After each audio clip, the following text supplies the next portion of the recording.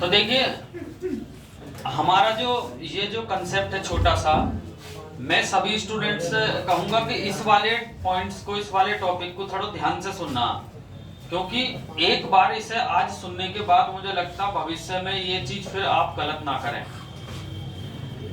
मौलिक अधिकार और राज्य के नीति निदेशक तत्व में अंतर, या फिर कह सकते हैं difference between fundamental right and directive principles of state policy, यानी कि दोनों में अंतर। देखिए ध्यान से सुनना, जैसा कि एक अंतर तो अभी इन्होंने स्पष्ट किया, ये एक बेसिक अंतर भी है और ये बिल्कुल सही है, अपनी जगह सही है। मौलिक अधिकार जो हैं वो व्यक्ति को प्रदान किए जाते हैं, बहुत अच्छी तरीके से क्लियर होना चाहिए। जबकि जो हम डीपीएसपी देख रहे हैं, यानी कि directive principles of state policy, ये सरकार को अर्थात राज्य को प्रदान किए जाते हैं। बेसिक रूप से पहला अंतर बिल्कुल स्पष्ट होना चाहिए स्टूडेंट, जो मैं बता रहा हूं। मौलिक अधिकार व्यक्ति को प्रदान किए जाते हैं, डीपीएसपी राज्य यानी कि सरकार को प्रदान किए जाते हैं। मौलिक अधिकार संविधान के भाग 3 से संबंधित हैं, जबकि डीपीएसपी संविधान के भाग 4 से संबंधित है। मौलिक अधिकार आर्टिकल 12 से लेकर 35 तक इनका वर्णन है, जबकि डीपीएसपी का अगर हम बात करें तो डीपीएसपी का वर्णन है आपका 36 से 51।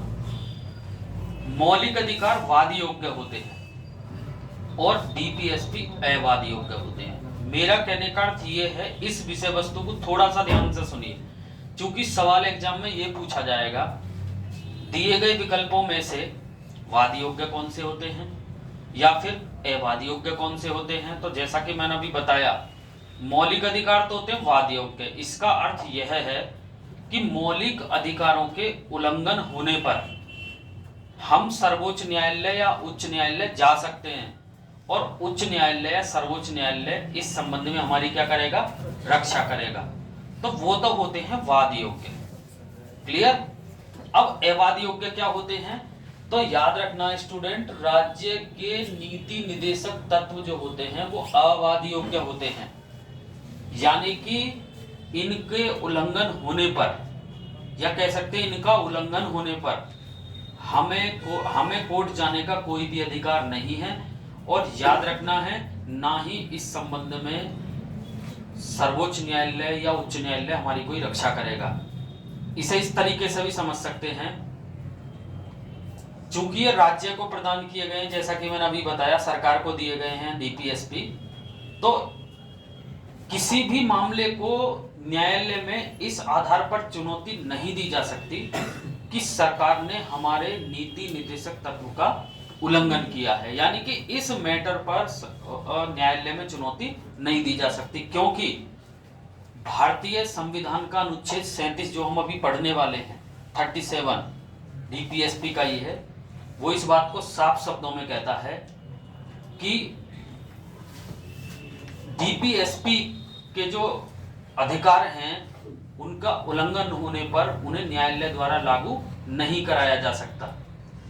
इसका मतलब आप समझ गए होंगे कि मौलिक अधिकार की रक्षा उल्लंघन होने पर सर्वोच्च न्यायालय हमारी रक्षा करता है, जबकि जो डीपीएसपी हैं अगर इनका उल्लंघन होता है हमारा, तो न्यायालय हमारी कोई रक्षा नहीं करेगा। और ये बात क्लियर होनी चाहिए कि मौलिक अधिकार जो है वो वाद योग्य इसलिए कहते हैं चूंकि उन पर वाद विवाद किया जा सकता है कोर्ट में।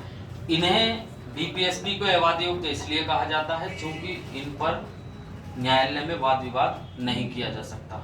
तो हमें ये जो बेसिक पॉइंट है ये थोड़े से क्लियर होने चाहिए।